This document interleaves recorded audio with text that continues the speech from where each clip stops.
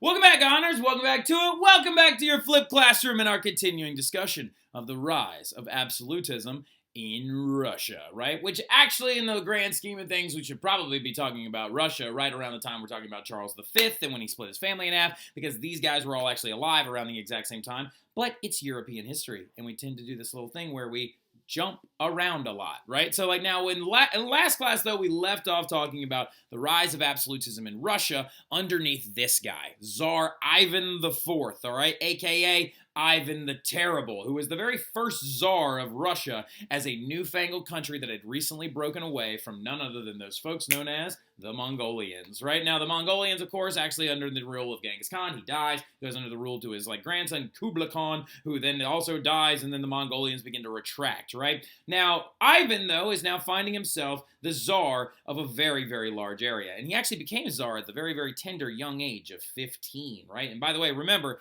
Tsar is short for a Russian king, right? Because that's what Russian kings are actually known as. Now, when he comes into power, though, at the age of 15, in a gallant coronation ceremony where they literally dumped buckets of gold coins all over him while they lowered the crown onto his head, which sounds like such an obnoxious high school boy thing to do. But again, he was 15, so what do we expect, right?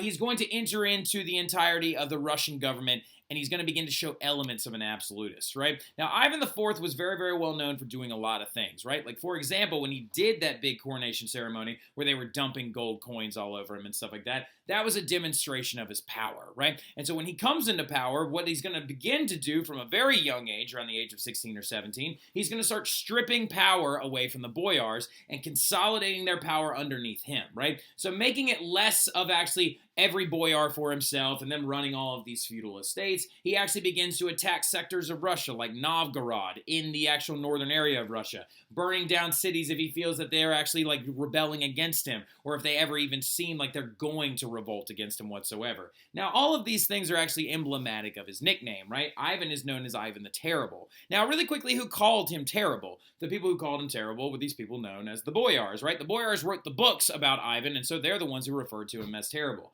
Now, interestingly enough, when you say it in Russian, when you say Ivan the Grozny, now the funny thing is it doesn't really imply terrible the way that we actually say it now, right? The way that we say it in English is like somebody who strikes fear into the hearts of others. Terrible means kind of like meh or bad or annoying, also in Russian as well. Now, going into it, though, we also have to understand that the nickname does kind of fit him a little bit, though, because Ivan IV, or Ivan the Terrible, is also prone to violent fits of rage, right? We think that he might have been actually undiagnosed bipolar, possibly, in his process that when he began to create an absolute government within Russia, right? He actually was very well known for doing a lot of very violent things, right? For example, when he was a young guy and he was about 17, one of his buddies wouldn't stop talking to him and giving him advice, and so he decided to have that guy's tongue cut out because he talked too much, right? So, another one as well has to do with the famous St. Basil's Cathedral, right? So this is St. Basil's Cathedral right here, which is in Moscow, Russia, right? Of course, the oldest and largest city within Russia, right? St. Basil's Cathedral was actually built and patroned by Ivan IV, and he actually had the entire thing constructed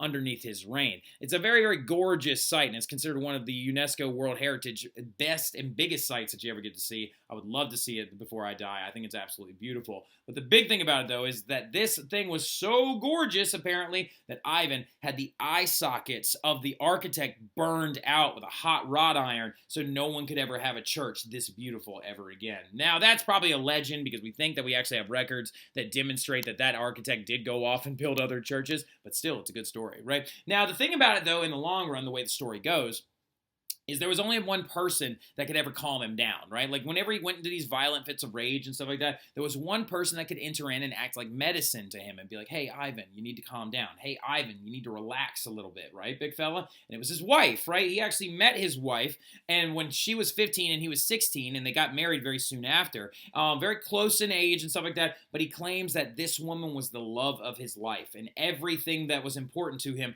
was this woman, right? And her name is very famous. Her name is Anastasia Romanova, right? Romanova. Sounds a lot like Roma, Romanov, right? Exactly. That's her family, right? She actually is going to marry Ivan, though, and they're going to proceed to have several children, right? About 6 of them in total. Several of them actually dying before they ever actually hit the age of 1 year old, but they had 2 very important children, right? One was their son, who was actually their oldest son, who was actually the Tsarevich, right? Which means he's actually the next in line to be the Tsar of Russia. He's the prince, actually, and they named him Ivan, right? Of course, Ivan Jr. And then they have another one by the name of Fedor, right? And Fedor was the guy that everybody was like, he's just not fit to rule, right? Fedor was a very, very sweet guy, but juxtaposed to his brother, right? His brother, Ivan Jr., was like very tall, athletic, handsome, really, really well educated, super good leader, right? And everybody was like, we can't wait for Ivan Jr. to be ruler because this guy's so terrible, right? So but everybody really wanted Ivan Jr. to become Tsar of Russia, right? But Fedor, on the other hand, was also known as Fedor the Bell Ringer, right? Fedor, he's so adorable. His entire story is really, really cute because, he, really, really struggled to connect with people socially. He, would sit in his room for hours on end reading his Bible and praying and things like that. And they called him Fedor the Bell Ringer because one of his favorite things to do was to go and tour Russian churches and go there around noon and ring the bells, right? Because he thought that they were so big and beautiful and stuff like that. So Fedor was that guy that no one ever needed or wanted to rule, but he was still a really good dude, right? Now, the thing about it, though, going into it, what's going to happen, though, is Ivan's family is going to die out, and it's going to pass to a new family known as the Romanov family. But the question herein lies is, why did they die out? I just thought you said that he had 2 sons, Mr. Terry. Well, what ended up going down is Anastasia, his wife, died. And very early on, not early on, but way before she should have, right? In her 30s, she ends up dying and leaving Ivan and their 2 sons to fend for themselves, right? Well, the thing about it, though, is that you got to remember, is that Ivan's wife, Anastasia, was that thing that calmed him down and stuff like that, right? And so after she dies, it begins a lashing out of Ivan's emotions, and he starts burning down entire cities in the northern area of Russia, the Novgorod territory, because he's convinced that the Russian boyars killed her and poisoned her, right? Fun fact, we've actually done scientific studies of her body and her remains since in the modern era, and it does show that she did have a heavy amount of mercury inside of her system, so that it actually looks like she may very well have been poisoned.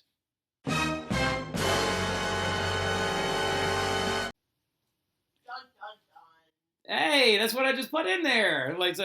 Well done. I like how you're anticipating the dun dun dun. Now look, so that was my wife from the other room, all right, going dun dun dun. So now, big thing about it though, okay, we realize that actually might have happened. She might have actually been poisoned, which is super aggressive. But what's going to now begin though is Ivan entering into his terrible phase. Well, everybody though is really excited because Ivan Jr. is going to take over one day, and they're like, okay, when the terrible dies, we'll all figure our lives out, right? Well, fun fact, Ivan the Terrible actually one day went into a fit of rage when Ivan Jr. yelled at him and stabbed him in the side of the head with a scepter, killing him, and because he the scepter went into his temple, into his brain, and he killed his own son in a violent argument, right? And that, of course, is going to leave none other than Fedor to take over the throne, and Fedor never had any children. Now, if you want to ask, or if you're curious about it, ask me in class, because I don't want to take up the entire flip with a couple of stories about why would Ivan the Terrible stab his own son in the head. What led to this argument, right? And we'll talk about that a little bit later on. But what ends up happening is now that Ivan Jr. is dead and that Fedor never has any kids, the Rurikid dynasty, which is Ivan the Terrible's family, dies out. And it passes over to the Romanov family because of Anastasia Romanova being the closest living relative, right? And the thing about it, though, is that they will then continue to go forward. The very first one will be known as Mikhail Romanov.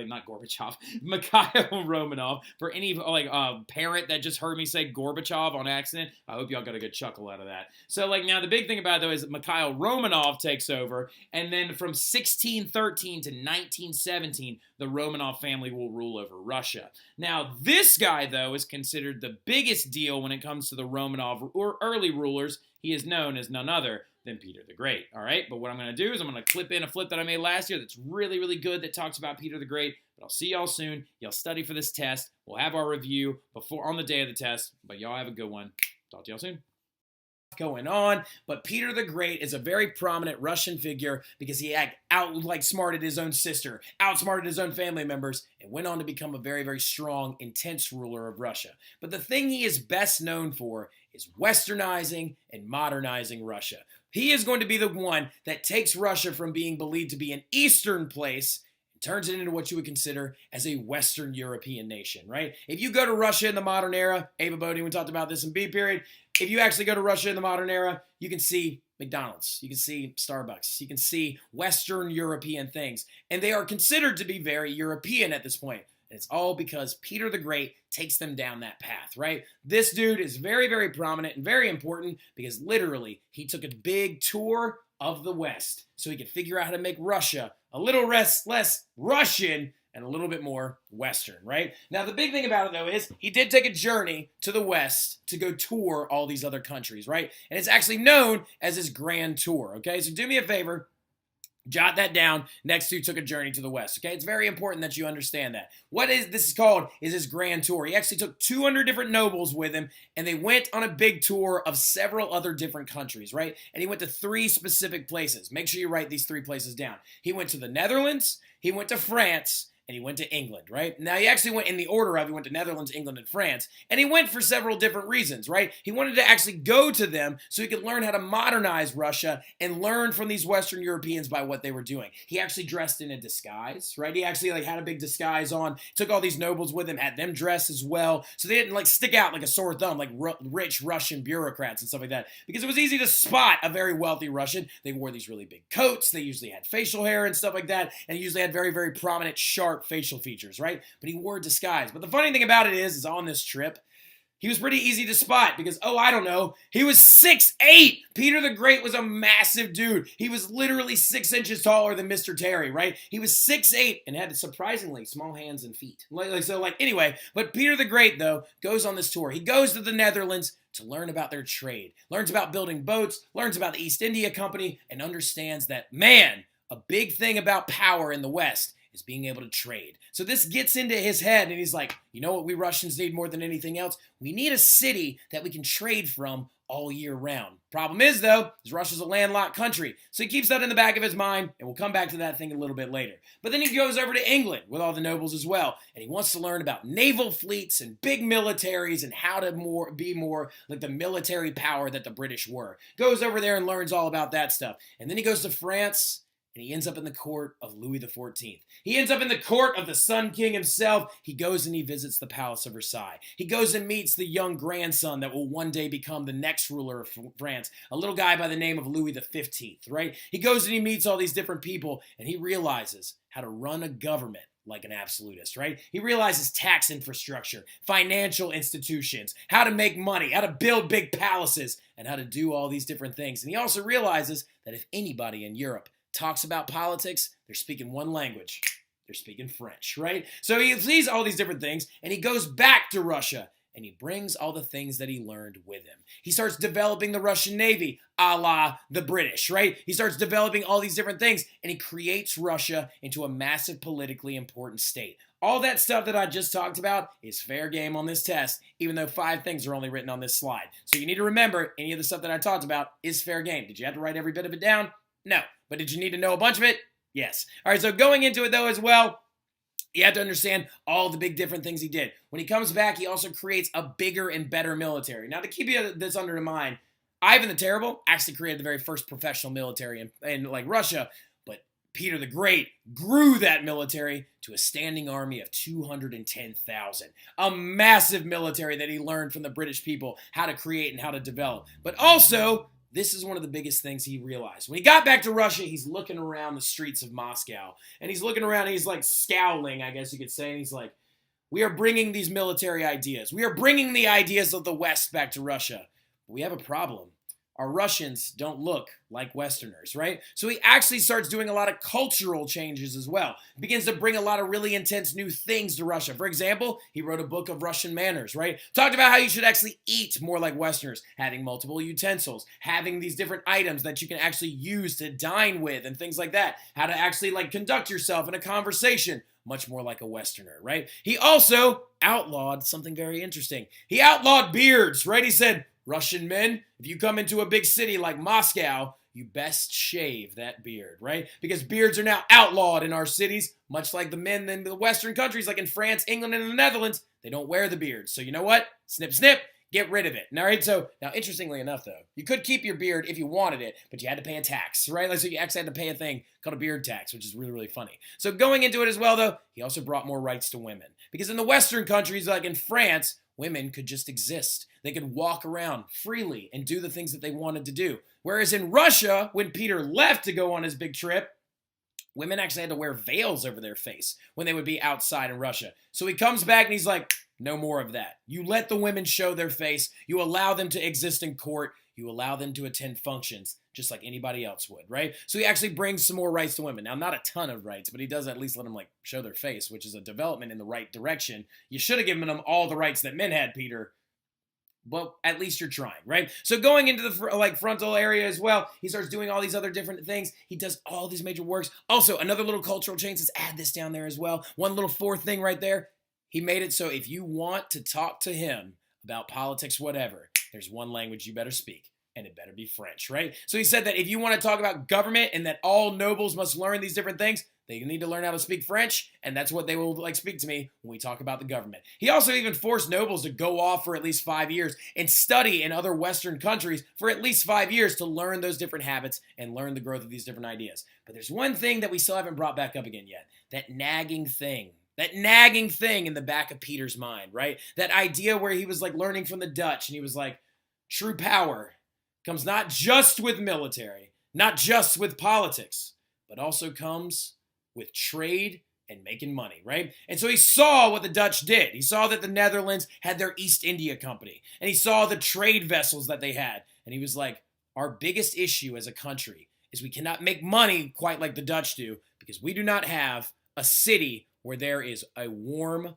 water port, right? So a big thing you need to understand is, write this down real quick. He desired a warm water port, right? So what he ends up having to do is he has to go to war with Sweden, right? He goes to war with Sweden, and after a bunch of kind of missteps, and he almost lost outright early on and stuff like that. In this process, he realizes that I can win this war. He comes back with a full force, and he takes a very large swath of land from Sweden, and it has access to the Baltic Sea. And in that area, standing on that beach, when he looks upon that warm water city, or that warm water area, he decides to build a city in that land that he won from the Swedes. And he builds the city of St. Petersburg, his warm water port city that never freezes over, right? So like the city of St. Petersburg, the water there is warm enough time of the year so they could actually open up trade. And look at this city. That does not look culturally Russian. Does that look like St. Basil's Cathedral right here? No, it looks like a modern Western style European city. It looks almost like the facades of Paris, like those of Amsterdam, right? And he creates this city based on that image of the West, right? And that's why it's considered the window into the West. It is literally considered this place where the West begins now, right? He also went on as well to create it as the Russian capital. And also, just a heads up, did he name it after himself, St. Petersburg? No. He named it after St. Peter from the Bible, right?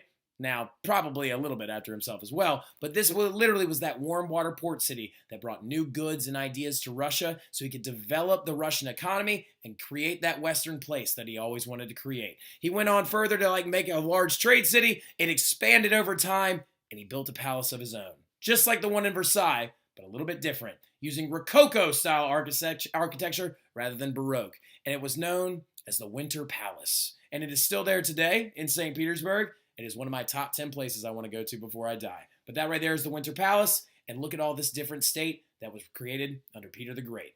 That might be one of the better flips I've ever recorded, because I'm just saying, I feel like it all made sense. But going into it, go study for that test, go use that Quizlet, go do your thing. I will see y'all soon.